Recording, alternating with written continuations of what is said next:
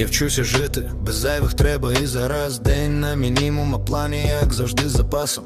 Трохи менше шуму, трохи більше тиші. Я тримаю рівно те, що справді важить більше. У кишені дрібні речі, у голові шторм. Та я збираю себе знову, як новий норм. І хай навколо все міняє правила гри. Мені є режим, що вмикає йди. Не героїзм, просто звичка стояти. Не учні слова, просто міти не впасти. Якщо сьогодні тягне вниз, я зроблю крок і стане ближче. Я вмикаю режим витривалості, коли темп шалений і тисне час.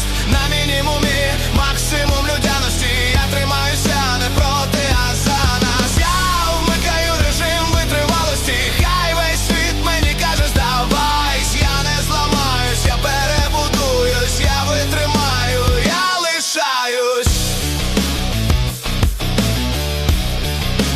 Я лишаюсь.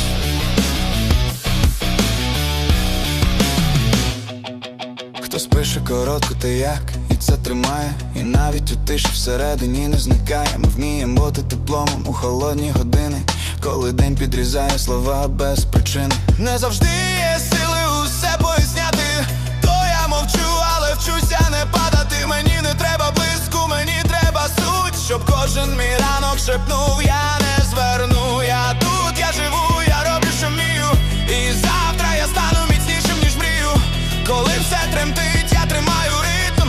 Коли не до сміху, я все ж не зник. Якщо нас ламає вітер знов, ми станем силою з усіх основ. Я вмикаю режим витривалості, коли темп шалений і тисне час. На мінімумі максимум людяності. Я тримаюся не проти, а за нас. Я вмикаю режим витривалості, хай весь світ мені каже здавайсь. Я не зламаюсь, я перебудуюсь, я витримаю, я лишаюсь.